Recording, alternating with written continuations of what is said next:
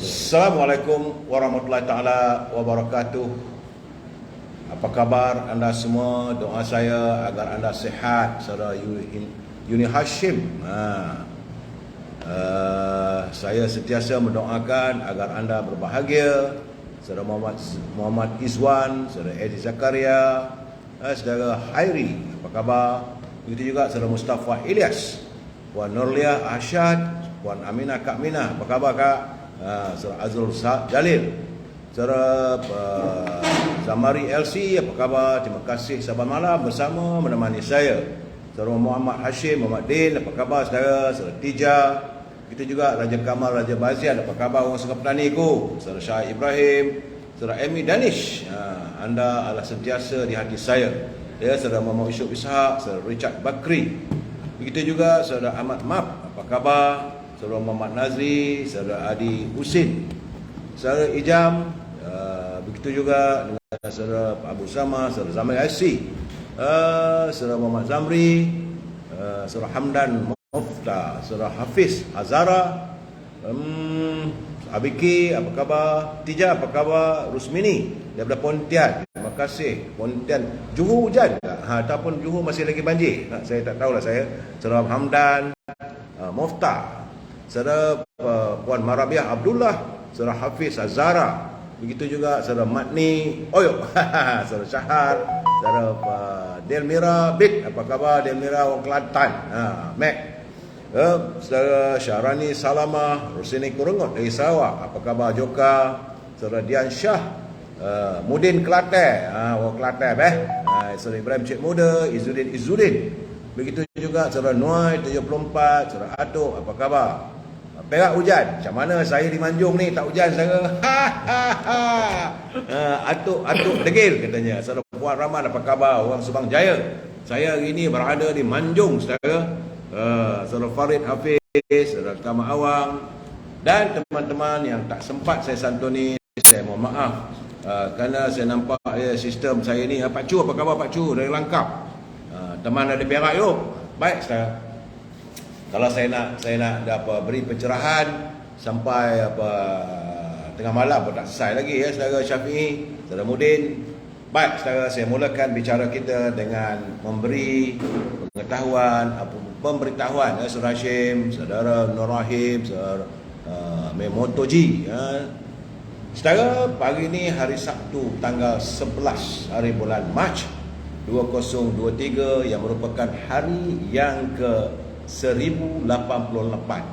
Artinya sudah 1088 hari warga kita, negara kita dicengah oleh virus corona. Dan menurut laporan saudara sahabat saya, saudara Jamil Idris, sama-sama dengan saudara Rio daripada Universiti Melaya, saya melihat ada sedikit penurunan. Kemarin 279, tapi semalam jangkitan yang kita dapati adalah 251 warga kita yang dicengah oleh virus corona, menjadikan jumlah angka kumulatif sudah pun 5,044,969 warga kita yang dijangkiti oleh virus corona. Bagaimanapun yang berjaya disembuhkan adalah 4,998,652 saudara. Ya, Sulaimi, nak tanya kelulusan jana wibawa sekejap lagi saudara, saya beri pencerahan sabar saudara. Boleh masuk balik semula, insya-Allah saya akan serahkan saudara. Saya akan juga memberi pencerahan kepada kepada anda semua. Dan alhamdulillah semalam tiada kematian. Saya mengharapkan agar Dr. Zaliha Mustafa selaku Menteri Kesihatan dapatlah mempertingkatkan usaha di kalangan warga Kementerian Kesihatan dalam memerangi virus corona. Kerana saya melihat ada peningkatan di 6 buah negeri dan susut di 6 buah negeri, sementara Sarawak 9 jangkitan dan Perak 5 jangkitan kekal seperti kemarin. Terengganu alhamdulillah kembali sifar dan Selangor 68 jangkitan. Artinya semua negeri di negara kita ini tidak ada jangkitan mengatasi angka 100. Itu mukadimah awal yang perlu saya utarakan. Sekejap lagi saya nak beritahu anda, saya ada tamu saya malam ini. Saya Dan saya harap supaya kita dalam musim-musim kempen waktu kita mengada perhimpunan, macam-macam perhimpunan ada saudara. Parti keadilan, parti amanah, parti UMNO khususnya pergerakan pemuda, puteri, wanita hari ini mengadakan persidangan, insya-Allah kita akan santuni malam ini. Begitu juga dengan parti PAS ini dan himpunan yang nak diadakan kononnya solidariti bersama dengan Tanzim Muda Yasin. Pastikan anda melakukan penjarakan sosial. Sokong boleh sokong saudara, keselamatan, kesihatan kita itu yang paling penting saudara. Saya haraplah supaya kita bersama untuk memutuskan jaringan virus corona. Ya, saudara Ahmad Fauzi, saudara Hasanah, begitu juga empat tulang kering. Empat tulang kering. Ini sahabat kita begitulah macam-macam. Dan saya amat mengharapkanlah semoga kita dapat memutuskan jaringan. Malam ini e-commerce ada saudara, sebab saya bertandang ke Manjung, rumah sahabat saya, saudara Isnimi Rakyat. Sekejap lagi saya kenalkan saudara. Namun seperti biasa saudara, jangan lupa ini adalah kita masuk segmen naluri kehidupan. Ini penting saudara, sebagai umat Islam kita ada jaluran kita saudara. Jadi kena ingat, sekali lagi saya ingin mengingatkan anda, saya bukan dai, jauh sekali sebagai pendakwah. Akan tetapi saya nak menjelaskan bahawa ini adalah curipan daripada teman-teman yang menghantar kiriman kepada saya. Saudara, kerana para ulama tasawuf menyatakan seseorang yang ingin merasai kemanisan iman hendaklah berusaha mengingatkan dua perkara serta melupakan dua perkara. Itu kebaikan orang kepada kita perlu kita ingatkan. Saudara, kena selalu ingat orang buat baik dengan kita. Orang yang pernah menolong kita dengan nasihat, dengan bantuan wang ringgit, tenaga dan sebagainya, perlu kita ingat mereka saudara. Jika boleh, kita balaslah dengan budi yang setimpal atau lebih. Ini menyebabkan kita mudah untuk menjadi orang yang pemaaf kerana merasakan kebaikan orang lain melebihi kesalahan saudara.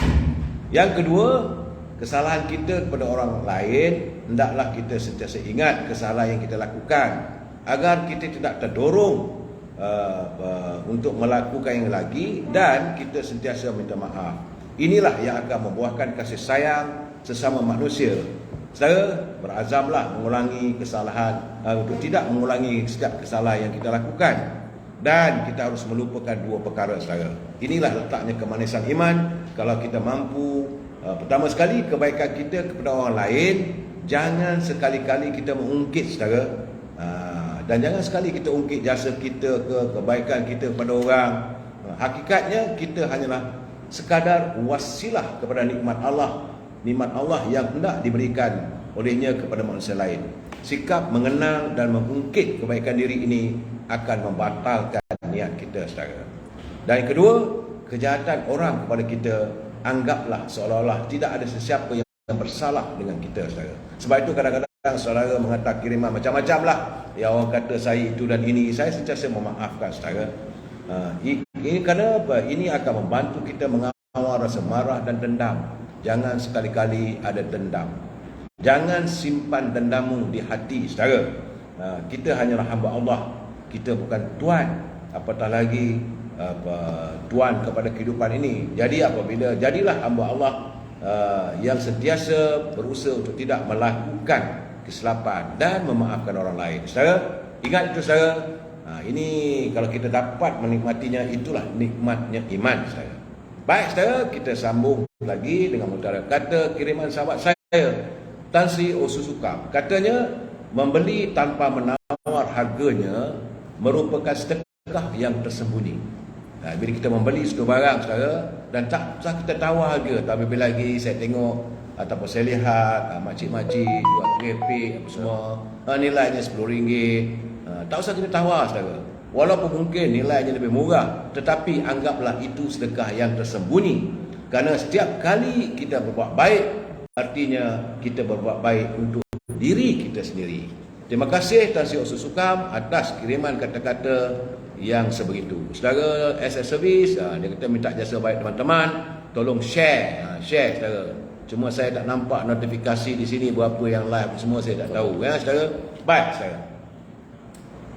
Kita harus sentiasa mengingatkan pimpinan negara agar jangan berbelanja tanpa had.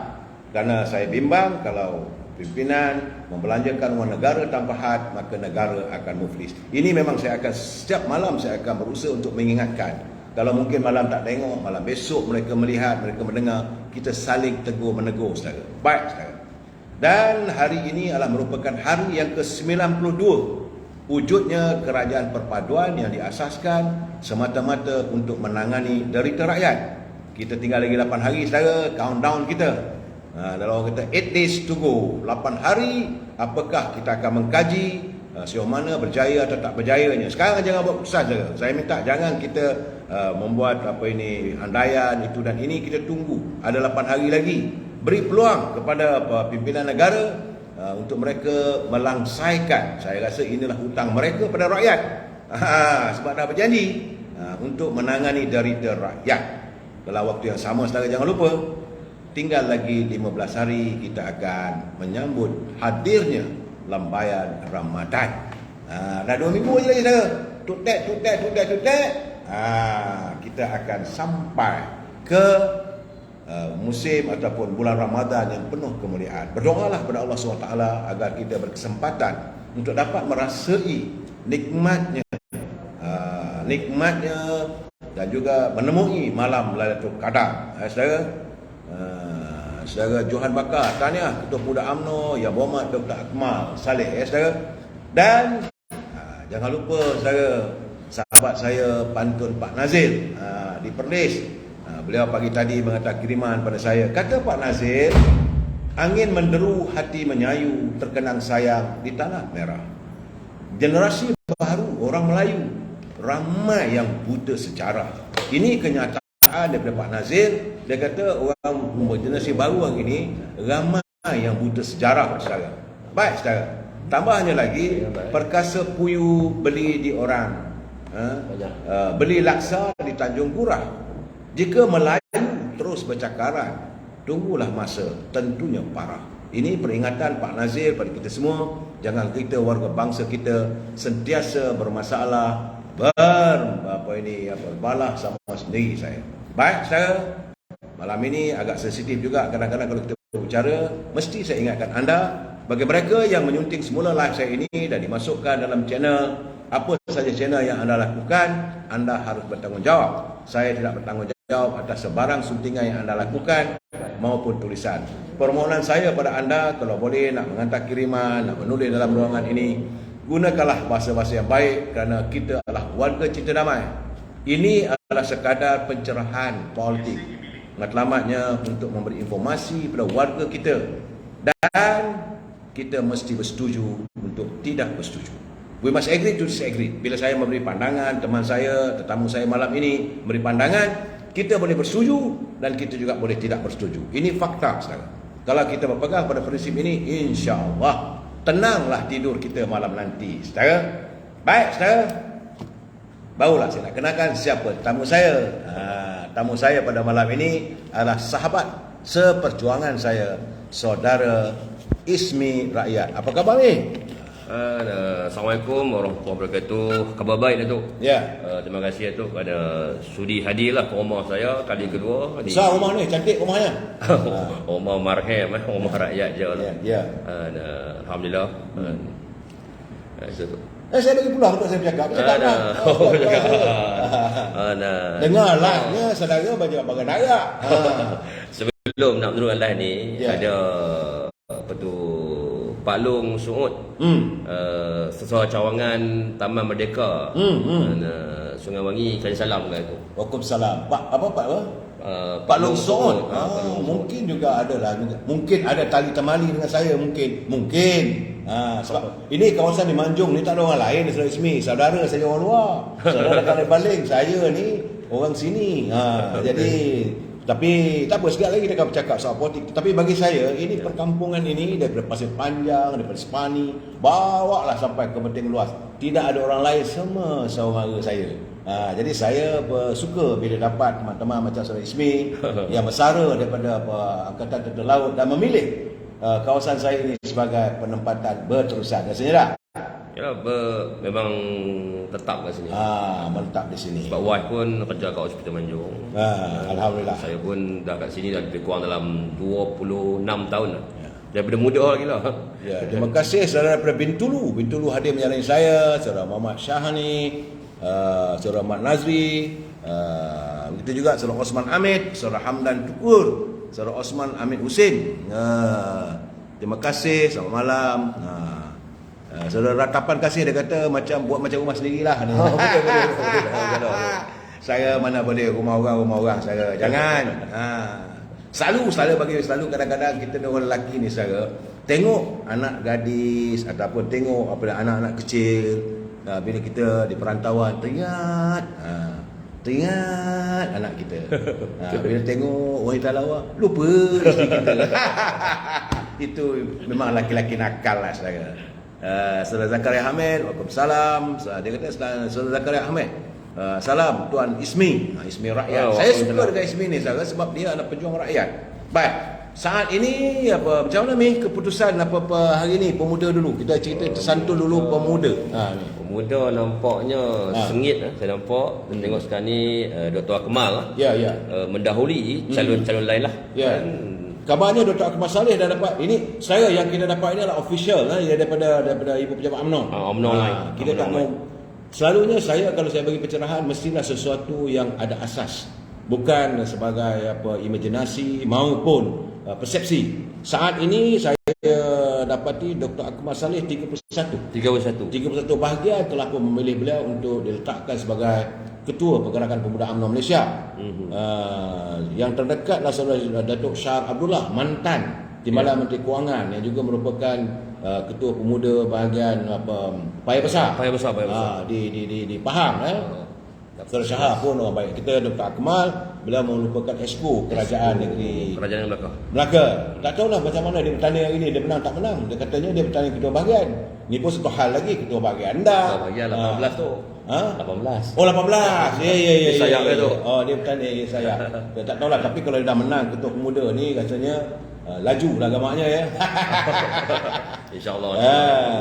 Dan saya dipahamkan untuk naib nampaknya sengit antara saudara Iqmal daripada Tanah Merah dan juga saudara Hairi Exco Kerajaan Negeri Johor. Ya, betul. Dan anak Datuk Najib nampaknya tempat nombor 3. Setakat ini. Riz, teruslah saya melihat bahawa pergerakan pemuda itu harus begitu sikapnya. Mesti terbuka dan mereka berani untuk tampil ke hadapan. Kerana mereka adalah warisan. Apa pandangan you tentang pemuda? Pemuda ni kalau kita imbas baliklah zaman Datuk Seri Anwar Ibrahim sebagai ketua muda tu lah. Di slogan pemuda pada waktu tu, pemuda penggerak zaman. Maknanya pemuda je lah yang meremajakan UMNO ni sampai bila-bila. Kan kalau kita tak memberi perhatian yang lebih kepada pemuda, kan hanya orang lama-lama je dalam UMNO, lama-kelamaan parti kita akan mati. Maknanya tengok senarai calon-calon yang bertanding jawatan dalam peringkat pusat, pemuda pusat ni, ini menggambarkan jelas bahawa akan tak lama lagi lah akan berlaku satu kebangkitan lah, bukan gelombang abah, gelombang anak muda bersama dengan UMNO. Berartinya sekarang ni saya nampak anak muda sudah mula kembali sebab mereka dulu pun kadang-kadang tersalah. Semalam macam kita tengoklah semalam kemarin bagaimana negara kita dikejutkan dengan berita ini Tan Sri Muhyiddin yang dibawa ke muka pengadilan. Tapi saya nampak ada tulisan daripada Ketua Penerangan UMNO Pasir Mas resmi. Dia kata saudara Muhammad Ridwan Ibrahim. Dia kata bahawa jiwa Tan Sri Muhyiddin ni tak sekentar jiwa Datuk Seri Najib. Dia kata mengapa Tan Sri Muhyiddin jiwanya mudah gundah gulana. Malah geng-geng mereka nak bergerak itu dan ini. Jadi saya lihat sepatutnya selalu saya katakan dan saya minta teman-teman semua kalau boleh jangan kita menjatuhkan hukuman ataupun persepsi awal. Biarlah ini ditentukan oleh mahkamah. Cumanya saya nak menjelaskan sekali lagi sejarah kepimpinan negara ini dia tak sunyi.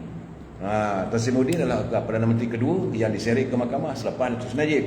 Tapi dalam isu rasuah ni jangan lupa banyak juga pemimpin-pemimpin terdahulu juga yang akhirnya tumpah di tangan SPRM.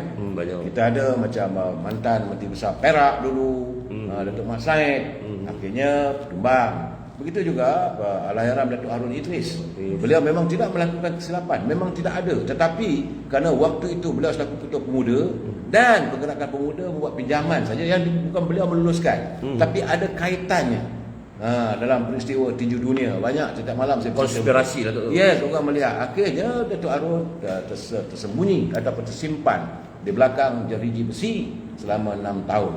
Begitu juga Datuk Seri Anwar Ibrahim.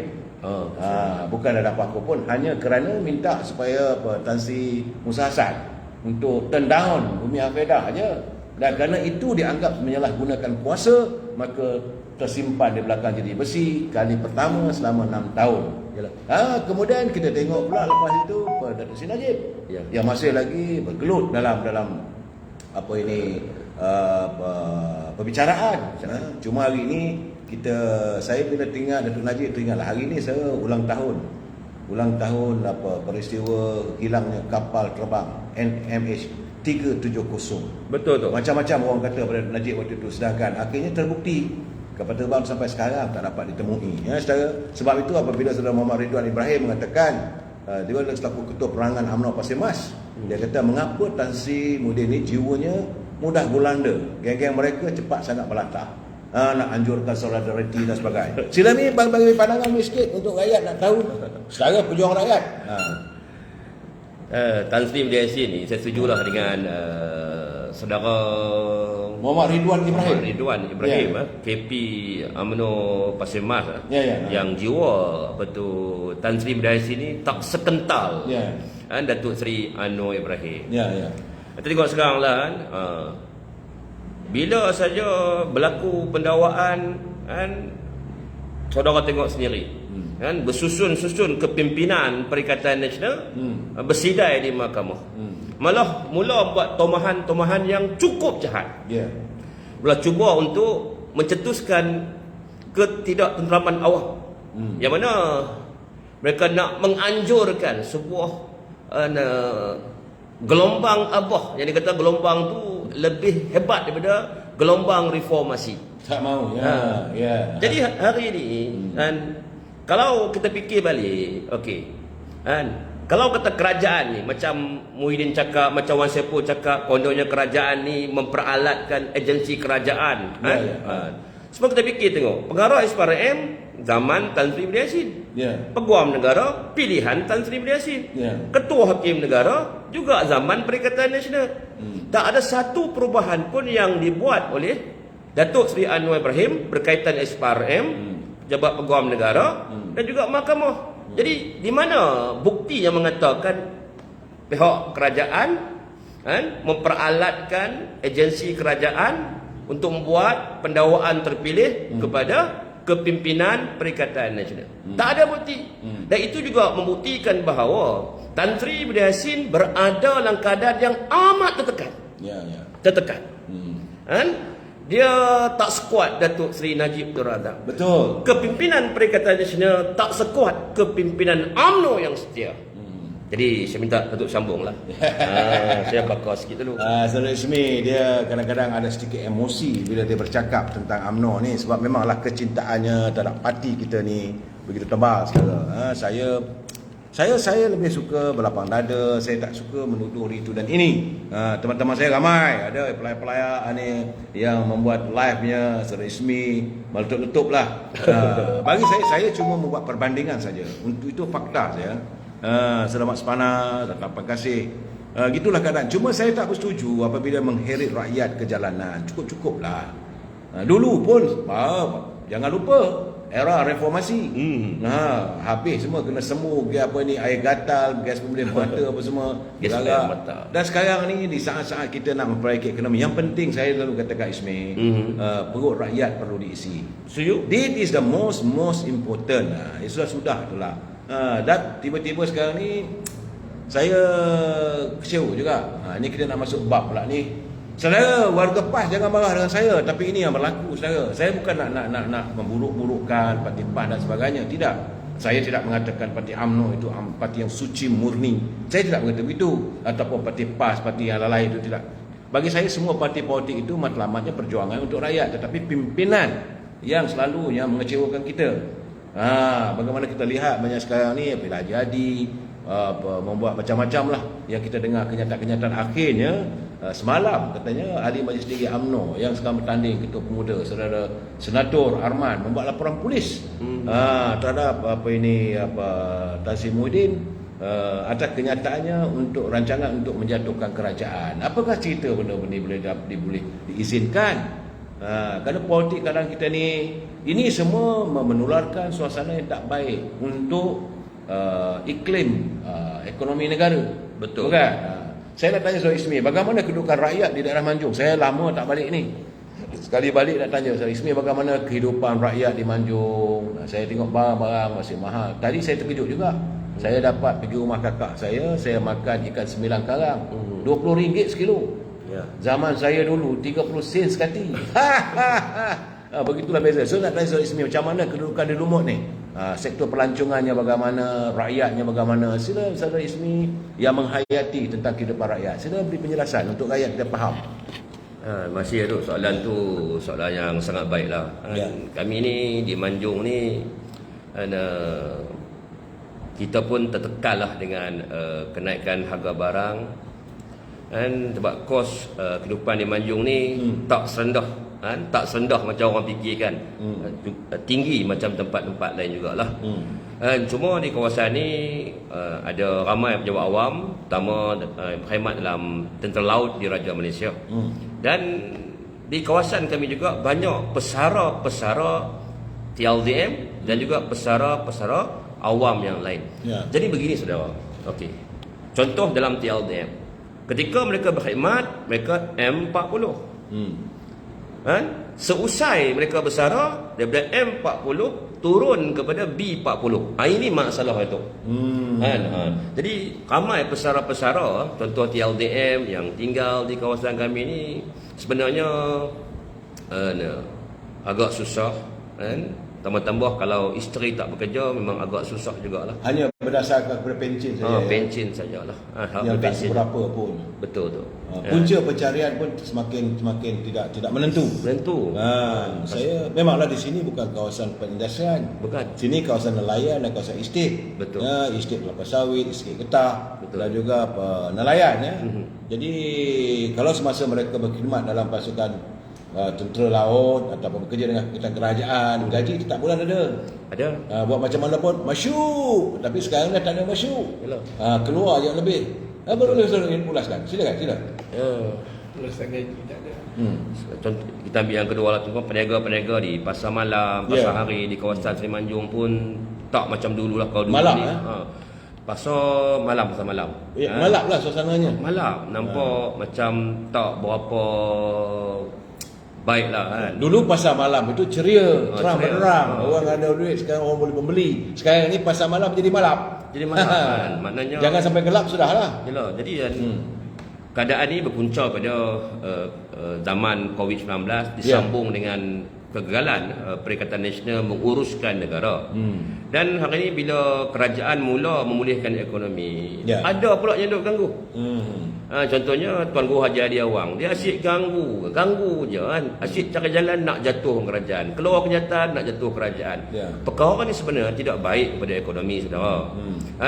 Dia boleh menyebabkan keyakinan pelabur asing dan tempatan kepada negara ni menyelemah, dan tentulah akan menjejaskan kehidupan rakyat di bawah.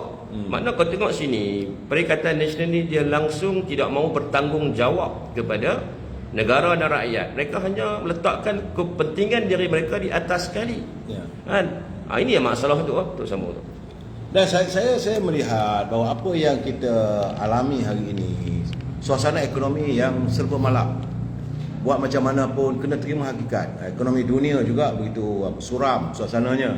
Dan benar Yang Amat Berhormat Datuk Seri Anwar Ibrahim telah pun menggulung pada hari Jumaat yang lepas pada Jumaat yang lalu, bila telah pun menggulung pembentangan bajet, dan sekarang ni insya-Allah minggu ni mungkin bajet akan diangkat ke Dewan Negara untuk diluluskan. Selepas diluluskan barulah nak boleh digunakan. Tetapi saudara, saya merasakan bahawa masalah terbesar yang saya nampak sepanjang isu pembentangan bajet ini apabila warga memperkatakan tentang isu KWSP.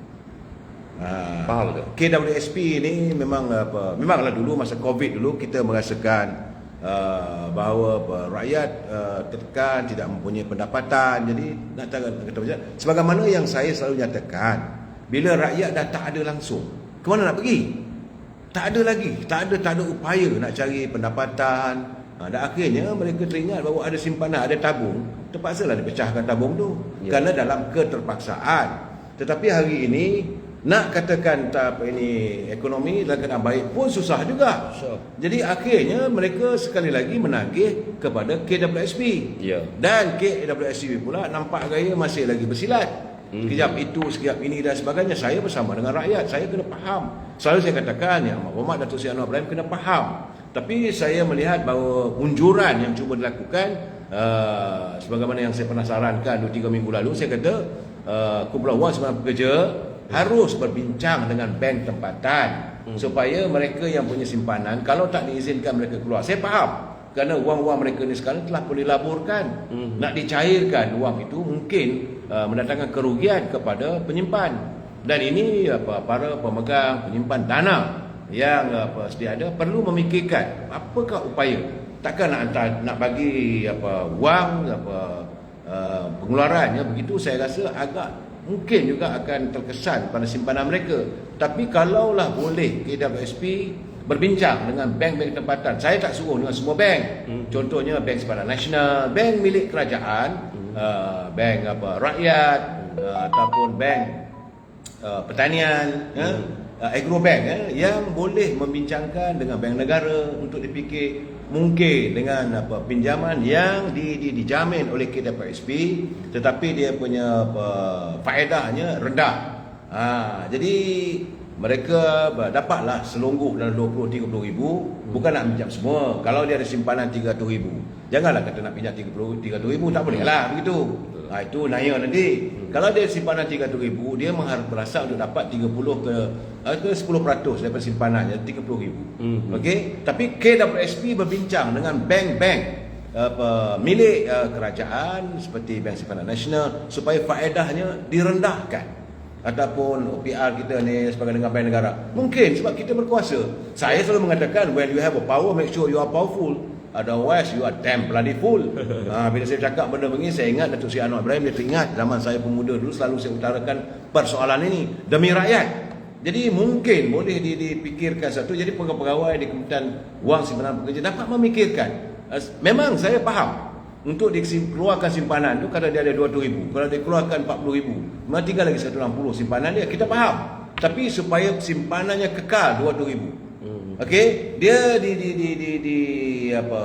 diberi ruang untuk meminjam dengan bank-bank yang milik kerajaan dan dijamin oleh KWSP, dan apa yang mereka ada itu nilainya masih lagi 200 ribu, tapi dia gunakan untuk utara dalam mengubah kehidupan yang tenat ini, tambah-tambah lagi nak berpuasa, nak raya dan sebagainya, ataupun nak memulakan perniagaan.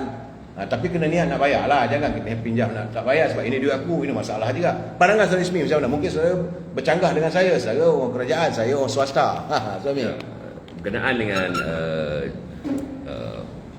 cadangan yang dikeluarkan oleh Memanda Perdana Menteri berkaitan KWSP, yang mana simpanan kita dalam KWSP dijadikan cagaran untuk meminjam wang daripada bank.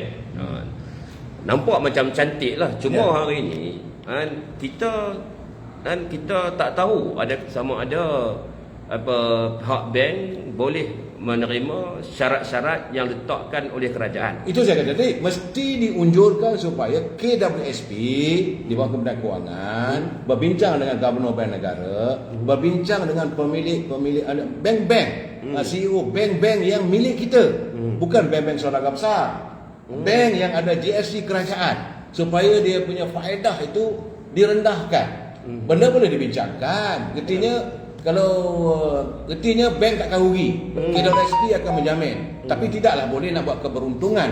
Jadi kalau bank dilihat untuk mengambil keberuntungan, untuk ambil kesempatan saat rakyat susah ni, ini saya suka. Tapi you have the power now, Saudara Ismi. Dalam saat sekarang ini, you Menteri Kewangan, Betul. Okey, dan bank governor, bank negara orang kita. Betul.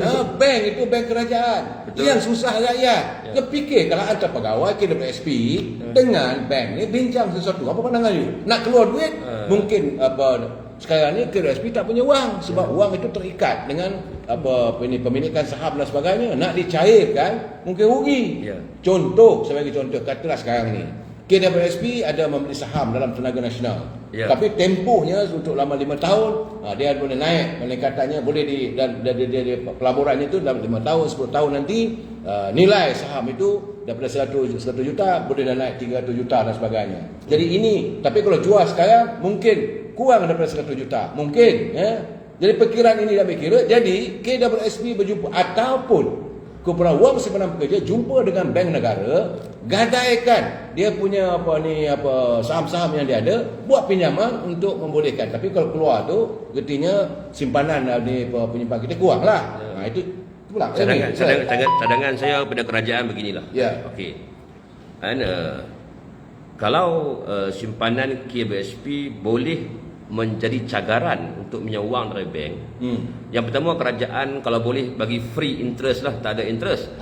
Dan kalau dikenakan interest, beri interest yang terkecil. Okey.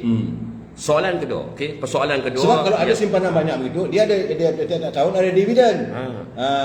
Jadi macam itu. Persoalan kedua, okey. Kaedah pembayaran, ini cadangan saya. Jadi peminjam tak perlu bayar sekarang. Mana peminjam nanti dah cukup umur, katanya 55 tahun, baru pihak bank mengambil bayaran tu daripada KWSP. Jadi kita tahu tiap-tiap tahun KWSP memberi dividen kepada simpanan-simpanan dalam KWSP. Jadi kita nak hari ini Datuk Seri Anwar Ibrahim create satu idea yang boleh laksanakan, yang mana peminjam hanya membayar pinjaman tu menggunakan sedikit interest daripada KWSP tanpa menyentuh simpanan. So artinya kalau dia bayar, kata sekarang ni dia ada simpanan sekarang, usia dia 50 tahun. So 55 tahun akan datang dia boleh keluarkan simpanan dia. Tapi dia dibagi pinjaman daripada bank dalam 10-20%, mungkinlah kalau ada 200,000, 20% ada 40,000. Dia dapat uang 40,000, tapi akan dibayar pada umur, pada usia 5 tahun akan datang. Apabila dia boleh keluar wang itu. Artinya daripada 200,000 dah naik meningkat lebih daripada 200,000. Itu pandangan saya. Inilah ismi rakyat, dia memikir soal rakyat. Silakan. Jadi contoh yang berusia muda lah, contoh sekarang berusia 40 tahun. Puan Surizal, kita bukan nak ajak berhutang. Surizal, bukan hasrat kita untuk berhutang. Memanglah pinjam dengan bank tu berhutang, tetapi cara hutang yang bukan nak bayar sekarang. Kalau sekarang kita keluarkan wang pun, kalau 200,000 contoh, ambil 40,000, dah tinggal 160,000. Tetapi sekarang ni kalau kita tak usik wang 200,000 tu, getinya simpanan dalam KWSP ada 200,000. Tiap-tiap tahun ada dividen 5% ataupun 6%. Bertambah. Jadi untuk 5 tahun tu 200,000 dah naik dah. Cuma bayaran itu akan dibayar bila dia nak keluarkan sepenuhnya. Dia dah bersara. Masa itu dipotong. Maknanya macam ni. Contoh sekarang umur 40 tahun. Okay, simpanan KWSP katalah ada 80,000 ke 100,000 contoh lah. Jadi buat pinjaman ambil lebih kurang dalam 20,000. Okay. Daripada umur 40 sampai umur 55 tu jaraknya lebih kurang 15 tahun. Okey. Jadi bila nak bayar nanti bagi saya bila interest pinjaman lebih rendah daripada dividen yang dibayar oleh KWSP, secara automatik hutang tu dibayar hanya menggunakan dividen dalam KWSP tanpa menyentuh pokok dan ada lebihan dividen yang banyak lagi kepada pencarum. Kalau kita keluarkan duit tu pada waktu hari ini, kita kehilangan dividen dalam KWSP. Jadi kadang-kadang saya fikir cadangan Datuk Seri Anwar Ibrahim ni baik sebenarnya, tapi perlu diperhalusi. Betul. Kalau tengok rekod sejarah Datuk Seri Anwar Ibrahim merupakan antara 4 orang Menteri Kewangan yang terbaik di dunia. Belum ada lagi mana-mana Menteri Kewangan kita yang pernah diangkat sebagai 4 Menteri Kewangan yang terbaik dunia. Okey tu. Sikit tu. Nah, kita bukan soal bercakap soal sebab itu dikatakan pengeluaran bersasar. Kita bukan mengatakan bahawa akaun 2, akaun 3 tidak.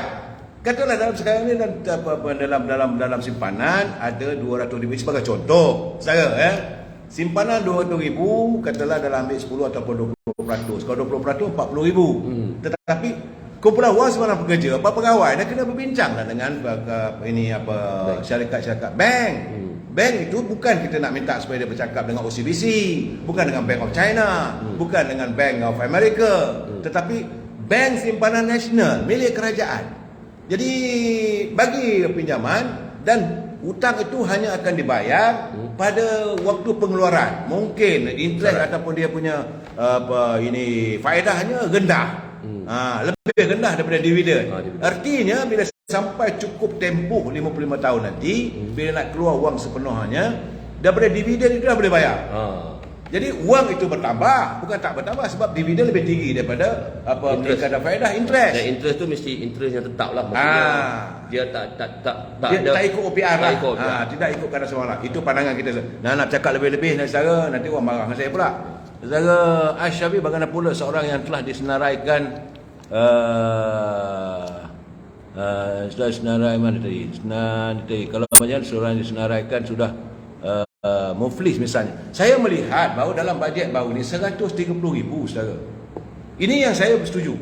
130,000 anak-anak muda kita atau B40 yang 130,000 orang, bukan seorang saudara. 130,000 orang yang telah pun dimufliskan oleh insolvensi. Dan mereka yang pinjamannya di bawah 50,000 kerana sebab itu dimufliskan, maka mulai 1 Mac mereka dibebaskan daripada kemuflisan itu.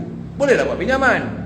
Kita kena lihat secara bersasar. Kita jangan fikir satu aspek. Masalah kita ni kadang-kadang kita fikir satu tak kena. Ini tak. No, kita tengok semua. Pandangan saya bukan ahli ekonomi Saya mengaku saya bukan ahli ekonomi. Saudara Muhammad, dividen setahun sekali dibayar, cukup ke bayar loan tiap-tiap bulan? Nanti ini bukan kata bayar loan tiap-tiap. Sebab saya katakan berunding dengan bank. Bukan dengan ikut-mengikut ada semasa. Saat kita punya kuasa sebagai Menteri Kewangan, kita punya bank kerajaan, bukanlah lagi bincangnya misalnya kita dapat setiap tahun dividen 5%. Maka kalau boleh setiap tahun. Dan bank pula dia tak bayar bulan-bulan.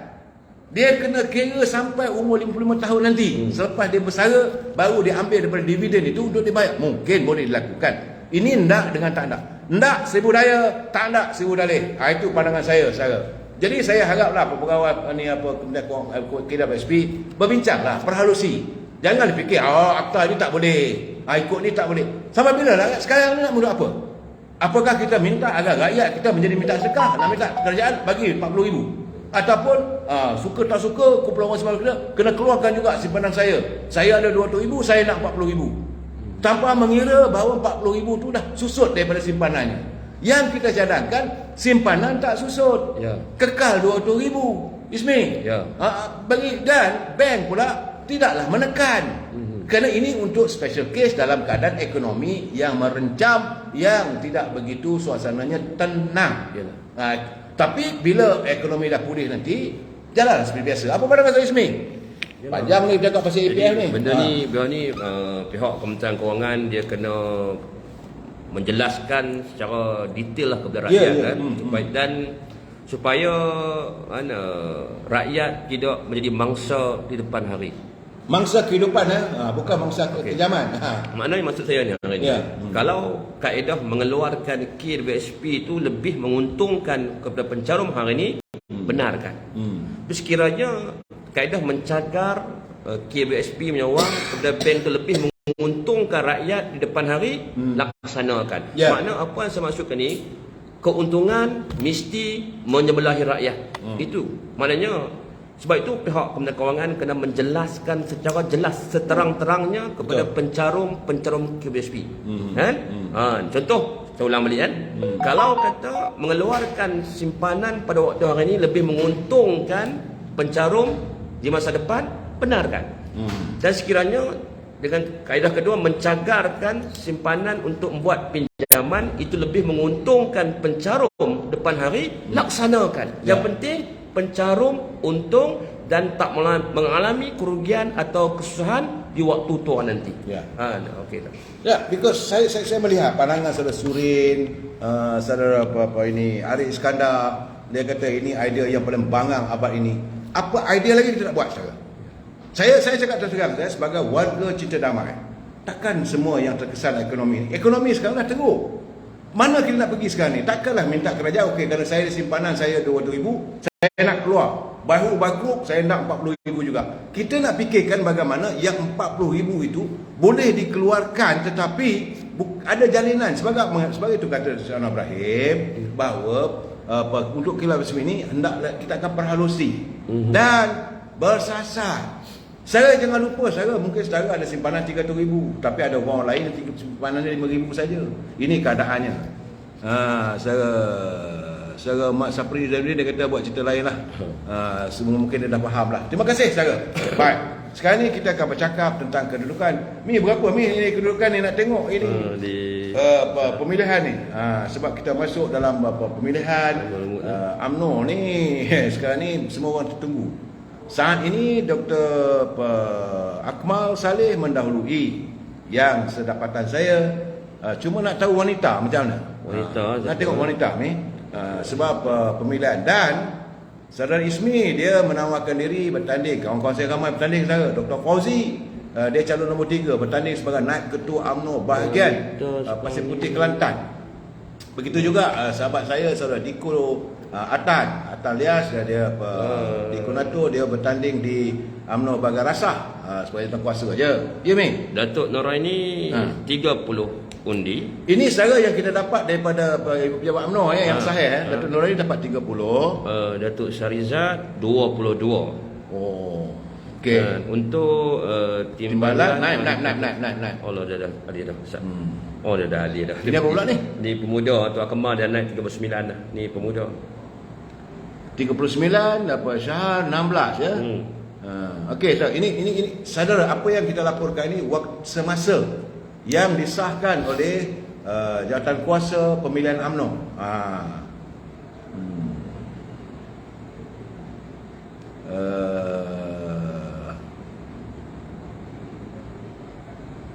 Tak apalah saudara, isu-isu tentang EPF ni saya pulangkanlah. Saya melihat yang paling penting tentang derita rakyat. Saya nak melihat bagaimana kerajaan harus menyantuni derita rakyat. Tinggal 8 hari lagi. Dan paling penting pada saya, kita tidak mahu mewujudkan budaya budaya ada oleh-oleh. Setiap kali ada bajet mesti dapat 1,000 2,000. Itu kita pakai apa betul kan? Yang penting soal KBSP ni kan, kerajaan boleh menyelesaikan masalah rakyat pada hari ini dan tidak merugikan rakyat di waktu persaraan nanti. Datuk Seri Anwar Ibrahim kena cari satu solusi, satu mekanisme yang terbaik untuk menyelesaikan masalah rakyat pada waktu ini, waktu hari ini, dan tidak merugikan rakyat di waktu persaraan nanti. Kita tak mau untung hari ini ke depan hari rugi. Okey. Baik saudara, itu isu yang ada yang di hadapan kita. Semoga hari Isnin nanti adalah sesuatu yang dilakukan. Saya berdoalah, berharap saudara pimpinan dan yang saya lihat, ini saya dengar saudara, ada orang mengatakan bahawa bukan hanya Tan Sri Muhyiddin sahaja yang akan dibawa ke muka pengadilan. Kabarnya ada lagi. Ramainya. Kalau nak ikutkan Jana Wibawa ni memang ramai. Mana the biggest financial scandal in the world lah tu. Saya nak katakan the biggest scandal financial in the world tu memang kita dah mendahului macam-macam. YMDB lagi. Dulu ada orang kata YMDB the biggest financial scandal. Tapi Tok Najib seorang je kata the biggest macam mana tu. Kan? Tapi berkenaan Jana Wibawa ni, kita tengok mula-mula Wan Saiful. Lepas tu sepupu kepada menantu Tan Sri Mahyadin yang juga pemimpin utama Nombor 1. Lepas tu seorang Cina yang telah dibumiputrakan oleh saya ni kalau boleh jangan sentuh itu ni. Saya tak boleh menyerap darah sini. Sebab saya kalaulah projek Jana Wibawa tu, projek itu diwujudkan untuk Bumiputra tapi diberi pada bukan Bumiputra. Kalau tengok laporan lah kita tak nak menuduh yang bagaimana Tuan Ibrahim kata dibumiputrakan bukan Melayu tu. Saya merasakan macam saya kata periuk nasi yang kita ada ni kita bagi pada orang lain. Ini bagi saya tu kan, ini pengkhianatan yang bangsa besar dilakukan oleh Perikatan Nasional sekiranya perkara ini benar. Betul. Kalau kita mendoakan benda itu mungkin sekadar orang tengah dan sebagainya, tapi kalau benar itu dilakukan, saya rasa satu benda yang saya tak boleh terima. Saudara Ismi, sebagai orang bangsa Melayu, saya tak boleh terima melihat masih adalahnya pemimpin yang mengkhianati. Pengkhianatan. Sebab itu saya katakan sudah sampai masanya kita mana mereka yang bersalah kena bawa ke muka pengadilan. Cuma saya tak sukalah. Tadi ada kawan kirim katanya dah kena pula cirit-birit, masuk ke hospital pula dah katanya. Saya ingat agenda ni janganlah kita jadikan permainan, saudara. Ataupun sebagai lelucon, biar pihak berwajib meneruskan. Kerana hari Isnin ni, saudara, besok Ahad ya. Hari Isnin Tan Sri Muhyiddin akan dihadapkan ke mahkamah lagi insya-Allah. Ada kes lagi dan saya dipahamkan ada lagi beberapa yang akan saya dipahamkan sebab sekali dia macam kalau tengok gaya Cina tu, mucun yang panjang, meletup satu tu sampai habis meletup. Tak habis ni. Banyak ekor panjang. Ramai lagi saya rasakan. Saudara Syukur Sah, terima kasih. Saudara Suhaila Osman, jangan padamkan. Saudara SB Napiah, PN, PKW, biar dia lah kerajaan yang jaga rakyat sekarang. Yang paling penting kita sekarang, Saudara Ismi, adalah bagaimana rakyat dapat dilindungi dan diperjuangkan oleh pimpinan dalam menghadapi musim-musim yang sukar sebegini. Boleh berpandang? Saudara Asyad Munir, tak boleh begitu. Jangan kata Yidin belajar di UMNO, Saudara, saya tak bersetuju. UMNO tidak menggalakkan ahli-ahlinya melakukan kesilapan sebegitu. UMNO memperjuangkan demi agama, bangsa dan negara. Pemimpin soal lain. Jangan saya tak setuju begitu. Saudara jana bawa kes berangkai, betul lah. Saudara, tak apalah, biarlah mereka menghadapinya. Kita harus berlapang dada. Sorry Ismi. Okey, itu kami. Sekarang ni kan, kehidupan rakyat ni sekarang ni memang susah lah kan. Terutamanya golongan B40. M40 pun susah sekarang ni. Dia sebab harga barang mahal, sangat mahal hari ni. Jadi pihak kerajaan kena cari solusi untuk mengurangkan kos sara hidup rakyat. Contohnya mungkin boleh mengembalikan idea Datuk Seri Najib Razak dengan mewujudkan kedai yang seumpamanya satu Malaysia tu.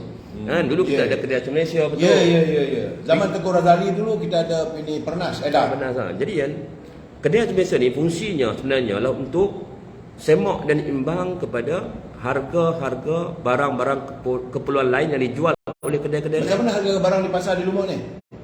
Tinggi lah kalau tinggi juga lah tu. Yalah, kalau ikan 9 karang saya dapat RM20. Kalau tengok sotong tu macam geram nak makan kan. Tapi biasanya pandang-pandang macam tu jelah. Pandang-pandang saya. Kalau nak makan sotong tu beli yang daripada yang import Vietnam tu. Bukan yang baru naik. Yang baru naik ni kalau B40 ni susah lah tu nak makan kan. Susah lah. Ya, saudara, ini kenyataan daripada saudara Ismi yang tinggal di sini. Kalau saya bercakap, anda marah dengan saya. Saudara suruh saya turun ke pasar. Ini saudara Ismi yang tinggal di sini, dia mengatakan kalau sekadar nak makan sotong pun sekadar pandang-pandang. Tak mampu. Betul, saya tu nak kerajaan bolehlah bagi tambahan subsidi sikit kepada harga buah-buahan ni. Ya.